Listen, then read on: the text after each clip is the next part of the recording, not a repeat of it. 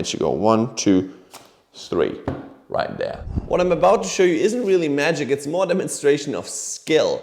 So we have a card selected, it doesn't matter what it is, and the idea is that I'm going to lose it in the deck, and hopefully with just a few cuts I can actually control your card exactly to the top, the Joker, which is a wild card, so it can be any card. Okay, how about this? If I tap the deck, the Joker actually finds your... I'm actually going to use these two cards to find your card. Yes, your card will appear in between the Joker and the 6. In between the Joker and the 6. Just like that. Okay, you know what? Because the deck... cheating, right? So maybe these two cards can actually look for your card. The Joker and the 6 right there. One card in between. The King of Clubs. My friends, that's it.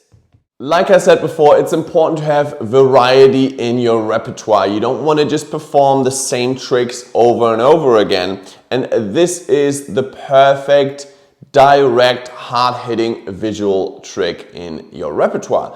This is the perfect trick to do when maybe it's very loud where you are and people can't hear you and you can't really have a big presentation and an emotional hook to get them interested in. You just want the magic to speak for itself. And that's why visual magic is great, and that's why this quick little trick is the perfect one to do in these situations. And the fun thing is you can do this again, borrowed shuffle deck, anytime, anywhere. So make sure you have your spectator shuffle the cards before you start. And again, even in a situation, let's say you're at a bar or a party or people don't even understand speak your language maybe that well, right? When I've traveled, like you just want something where body language and just actions speak for itself. So if I just hand someone the cards and I do this, they know, okay, yeah, shuffle, shuffle, right? So that's also a fun exercise to do. Do as little talking as possible and see how much you communicate while doing a magic trick. It's a whole different challenge. So we have a card selected. Again, this speaks for itself as well. Any card is selected, the 9 of diamonds. Now, the idea is that we're going to lose that card in the deck, right? That's what we're going to do. That would have been good if that's the card. But in reality, we've controlled that card to the bottom of the deck. That's what we're going to do. And here's how. We have that card on top. Obviously, I would have it face down, but let's, for explanation purposes, leave the card face up so you can follow along. We're going to move the cards into overhand shuffle position. And now with my left thumb, I'm just going to peel off that top card. Literally just that single card. And now you can just shuffle the rest on top of it. You can do it singly, you can do it in blocks. It does not matter because that card is already on the bottom. Now as an extra convincer, you could technically stop here. But all I do is I'm still in that position. My fingers are right here at the bottom. I'm just going to apply some pressure from underneath with my 4 fingers and my thumb on top. So I just grab a chunk from the middle of the deck, which will not affect that bottom card, and I just pull that whole chunk out. So you can see that card always stays at the bottom. And then I just shuffle the rest on top. Okay? So if we do that fluently together, and I'm going to do it leaving the card face down, just like that, it should just look like the card is lost. And I'm not going to lie to you, having cards fall out like this is not even a problem. Sometimes I try to do that on purpose, even if maybe, you're performing standing up and you don't have a table and the cards just fall on the ground. It's almost because it doesn't affect the bottom card, right? You just go with it, right? Like obviously right now that wasn't intentional, but this happens quite a lot in performance, right? So cards drop, you just want to go with it. Don't pretend like, oh God, yeah, can you just pick them up? You're like, oh, was one of these your card maybe? No, that would have been good. Then we do a different trick, right? You just go or roll with whatever happens, but your spectator doesn't know the ending. They don't know where any of this is going. You know the ending. You know the cards shouldn't fall. So just make sure that you don't act like, oh God, like there's a mistake that happened or something. You roll with the punches, as they say. Okay? So one more time. Card goes on top. We pull it with our thumb down to the bottom. right here, and then we pull out a chunk and that card will always stay at the bottom. Now, also what you want to practice is doing this without looking down at your hands, without doing this, because if they selected a card, right, the 9 of diamonds, and now you say, okay, place the card on top, and you go like this.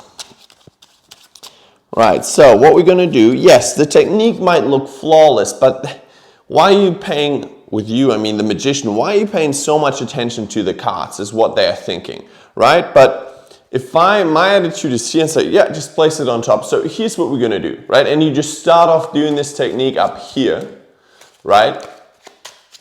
It just feels a lot more casual and you don't care about the cards. That's where you communicate, right? I'm not trying to do a technique here. I'm just shuffling. So they're looking at you, but they're also looking at the cards. So it just feels a lot less controlled. That's very important. It's body language, right? So that card is at the bottom. Now at this point, all we need are 2 cards, right? So we can take out, we could take the top 2 cards. We could technically go, watch, I'm going to snap my fingers and your card jumps to the top. That would be good, wouldn't it? The 4 of hearts. Okay, not only did I find your card, it actually changed into the 4th. Okay, that's a terrible trick. Actually, you have to do it. If you snap your fingers, your card jumps to the top. You do it. Okay, I guess we both suck, right? Whatever. It does not matter. We need 2 random cards. You could just go through the cards and be like, okay, this is your card. No? Okay, maybe you do it. Try and find your card. Okay, it's almost impossible. So that was my point that I wanted to prove. So I'm going to use these 2 cards to actually find your card. So we both don't have to do anything, right? So however you want to get there, we're just going to use 2 random cards. I normally just like the idea of just doing it very fair up here. We're setting the expectations, like wouldn't it be amazing if your card just jumped to the top? And then there's a letdown, right? But then there's a joke. And then you say, you do it, so they think, oh, this has got to be it. And then there's another letdown. And then you're setting up the trick. You're like, you know what? How about these 2 cards are going to find it? Let's try this, because we both clearly suck. We're not very good at this. So, right? And by doing that presentation of saying we both suck, it's sort of, I'm trying to communicate, we're in the same team here, right? So hopefully you want me to succeed right now, and it's not trying to catch the magician out. And again, it creates that interest. So that hook that we talk about with the presentation, it can come a little bit later in the routine, but also if we do something, we just talk about a visual trick, right? You don't have to say anything, right? You could do this completely without talking. I go like this, and I show it to them, and my face is like, yeah? And they're like, no. I was like, you snap, right? And then they do, and it's like, right, here we go. So, and then we're setting up the trick. And now all we have to do is 1 card goes face up on top, and then I'm going to grab, both cards are face up on top, but 1 only stays there. I'm going to take the deck in my right hand biddle grip, so thumb goes on the bottom, so it's pointing towards me. And then I've got my other fingers, middle and ring on the sides. My pinky is just floating in the air. My left thumb is going to peel that top card off. I normally just flash the bottom, just so they know there's nothing like stuck behind there. So just flash it, and then we just place it.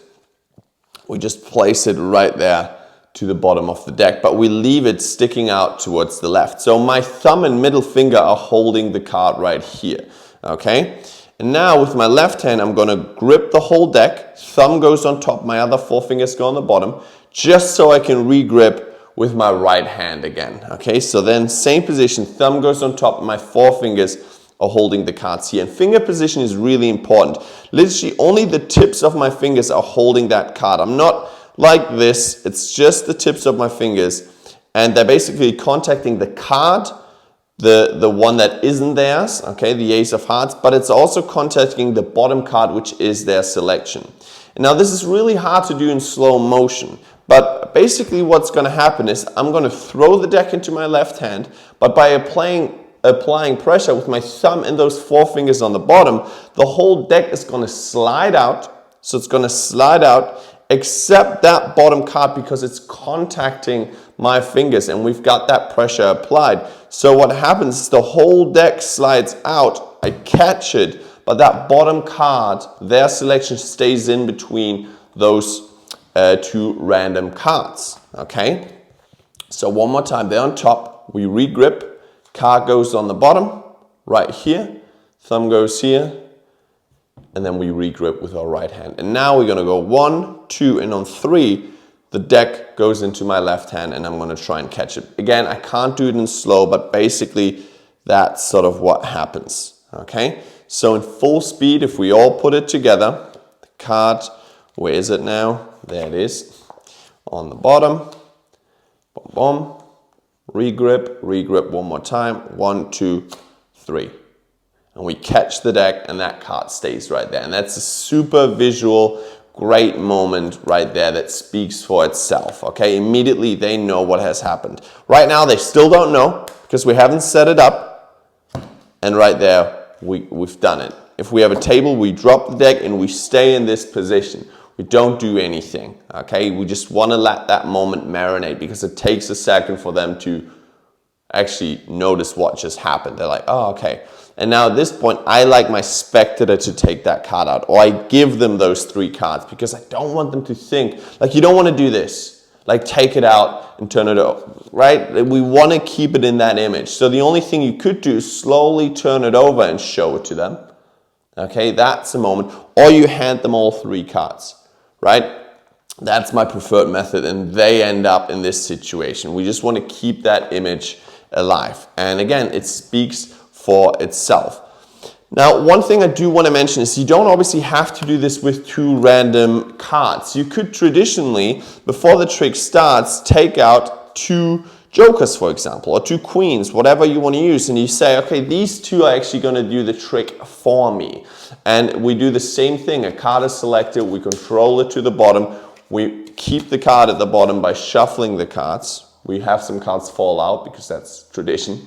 Card is at the bottom, and now we just do the trick as we did before, but just with the 2 jokers. Okay, but I just like the idea of using 2 random cards because it feels improvised and it hopefully feels like something actually went wrong. And then it's like the magician is in trouble, but we kind of use the cards to actually solve the problem. You're like, that isn't it? No, that's not it. No, okay. Actually, let's do this. These 2 cards are going to actually help me find your card. Watch.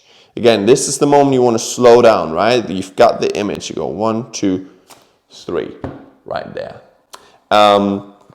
Another little point right there is you could have a great moment where you say, okay, right? You have your moment where it doesn't work with the 2 cards.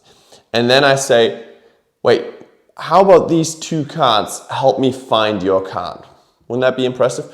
Okay, would you be impressed if your card was in between these 2 random cards? That would be very impressive, right? If it would just appear in between those 2 cards. Okay, here we go. You ready? Watch. Nothing is going on, nothing yet. It's done. Your card is now in between the 5 and the 8. And you just place that card on the bottom, and there's another little joke, because technically that's true because the whole deck is in between it, right? And then you change it up and say, okay, maybe, okay, let me fix this. Let me do this for real. Watch. The whole deck, 1, 2, 3, just 1 card. And then you have it. Okay, so again, there's multiple ways you can go about this, or you can do this completely silent. But here is, or that was rather a fun visual trick that you should definitely have in your repertoire when you first start learning this stuff.